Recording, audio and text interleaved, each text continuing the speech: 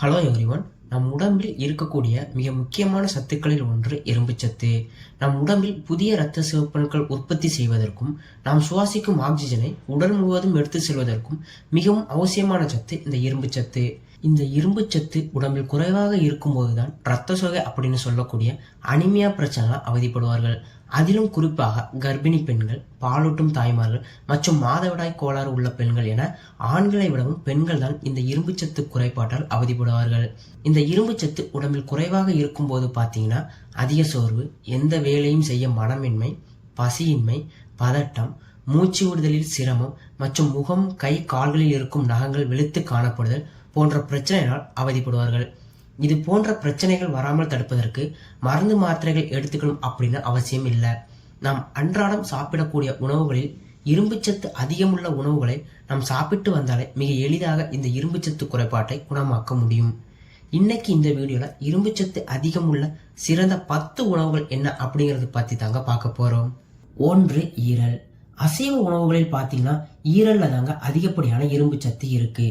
ஆட்டு ஈரல், கோழி ஈரல், பீஃப் லிவர் என அனைத்து வகையான ஈரல்களையும் சாப்பிட்டு வரலாம். 100 கிராம் ஈரல்ல பாத்தீங்கன்னா 9 மில்லிகிராம் ஆஃப் இரும்பு சத்து இருக்கு. இது நம் உடலுக்கு ஒரு நாளைக்கு தேவையான இரும்பு சத்துல 50%. ஈரல்ல இரும்பு சத்து மட்டும் இல்லாம vitamin B12, folic acid, vitamin A என இரத்த உற்பத்திக்கு தேவையான அனைத்து சத்துக்களும் அடங்கியிருக்கு. எனவே தினசரி உணவுல ஈரல் சேர்த்து சாப்பிட்டு வர இரும்புச்சத்து குறைபாடு குணமாகிறது மட்டும் இல்லாம அனிமியா பிரச்சனையும் குணமாகுதுங்க. 2. பீன்ஸ் வகைகள். பீன்ஸ் வகைகள் பாத்தீங்கன்னா சோயா பீன்ஸ், கிட்னி பீன்ஸ் பாத்தீங்கன்னா அதிக அளவு இரும்பு சத்து இருக்கு. 100 கிராம் சோயா பீன்ஸ்ல பாத்தீங்கன்னா 15.7 மில்லிகிராம் இரும்பு சத்து இருக்கு. எனவே இரும்புச்சத்து குறைபாட்டால் அவதிப்படுபவர்கள் தினசரி உணவில் சோயா பீன்ஸ், கிட்னி பீன்ஸ் போன்ற உணவுகளை சேர்த்து சாப்பிட்டு வருவது மிகவும் நல்லது. 3. கீரைகள். பச்சை காய்கறியில் பாத்தீங்கன்னா கீரைகளில் அதிக அளவு இரும்பு சத்து இருக்கு. அதிலும் குறிப்பாக முருங்கை கீரையில பாத்தீங்கன்னா அதிக அளவிலான இரும்பு சத்து இருக்கு. மிக எளிதாக கிடைக்கக்கூடிய முருங்கை கீரையில் 100 கிராம்ல பாத்தீங்கன்னா 4 மில்லிகிராம் ஆஃப் இரும்பு சத்து இருக்கு.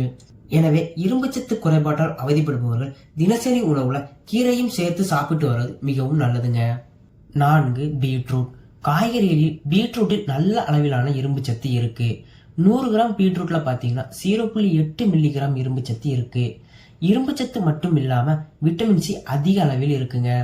இதுல இருக்க விட்டமின் சி பாத்தீங்கன்னா நாம் சாப்பிட்ட உணவில் இருந்து இரும்பு சத்தை கிரகித்துக் கொள்வதற்கு உதவி செய்யும் மற்றும் புதிய சிவப்பணுக்கள் உற்பத்தி செய்வதற்கும் உதவி செய்துங்க. இந்த பீட்ரூட்டின் நிறத்தை வைத்து அதன் பயனை அறிந்து கொள்ள முடியும். அயன் டிபிஷியன்சி மற்றும் அனிமியா பிரச்சனை அவதிப்படுறவங்க இந்த பீட்ரூட்டை பொரியலாகவோ அல்லது ஜூஸாகவோ எடுத்துக்கொள்வது மிகவும் நல்லது. 5. மீன். மீன் வகைகளில் மத்தி மீன்ல பாத்தீங்கன்னா அதிக அளவு இரும்பு சத்து இருக்கு. 100 கிராம் மத்தி மீன்ல பாத்தீங்கன்னா 2.9 மில்லிகிராம் இரும்பு சத்து இருக்கு. மீன்களில் இரும்பு சத்து மட்டும் இல்லாம ஒமேகா 3 அப்படின்னு சொல்லக்கூடிய நல்ல கொழுப்பு அமிலங்களும், கால்சியம், மெக்னீசியம் என ஏராளமான சத்துக்கள் அடங்கி இருக்கு.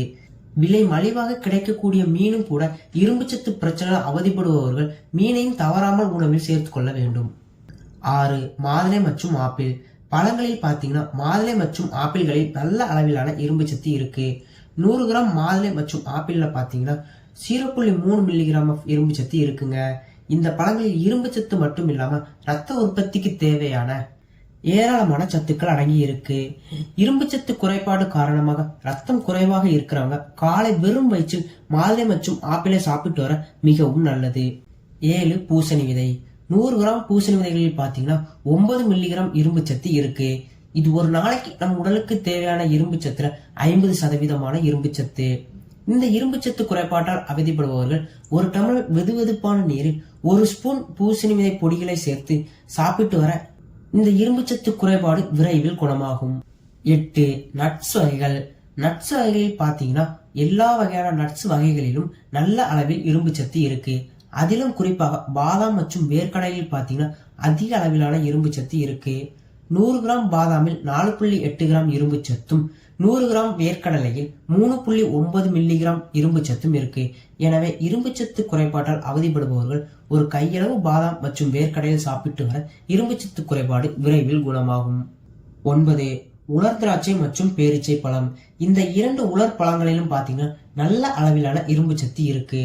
100 கிராம் பேரிச்சை பழத்துல 1.2 மில்லிகிராம் இரும்பு சத்தும் 100 கிராம் உலர் திராட்சையில பாத்தீங்கன்னா 1.8 மில்லிகிராம் இரும்பு சத்தும் இருக்கு. இது மட்டும் இல்லாம உடலுக்கு தேவையான கால்சியம், பொட்டாசியம், மெக்னீசியம் போன்ற சத்துக்களும் அதிக அளவில் இருக்கு. இரும்பு சத்து குறைபாடு மற்றும் அனிமியா பிரச்சனை அவதிப்படுபவர்கள் தினமும் சாப்பிட்டு வருவது மிகவும் நல்லது. 10. சிகப்பு அரிசி. தினசரி உணவில் அரிசி உணவுகளை நாம் அதிக அளவில் பயன்படுத்தி கொண்டே இருக்கிறோம். இரும்பு சத்து குறைபாட்டால் அவதிப்படுறவங்க தினமும் சாதாரணமாக சாப்பிடக்கூடிய வெள்ளை அரிசிக்கு பதிலாக சிகப்பு அரிசியை சாப்பிட மிகவும் நல்லது. 100 கிராம் சிகப்பு அரிசியில 5.5 மில்லிகிராம் இரும்பு சத்து இருக்கு. தினசரி உணவில் சிகப்பு அரிசியை சாப்பிடுவதன் மூலம் அனிமியா, இரத்த சோகை போன்ற பிரச்சனைகள் தடுக்கப்படும் என பல்வேறு ஆய்வுகளில் நிரூபிக்கவும் செய்திருக்காங்க.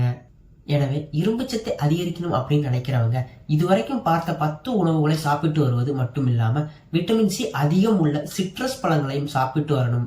ஏன் அப்படின்னு பாத்தீங்கன்னா, நாம் சாப்பிட்ட உணவில் இருக்கும் இரும்பு சத்தை உணவில் கிரகித்துக் கொள்வதற்கு விட்டமின் சி மிகவும் அவசியம்.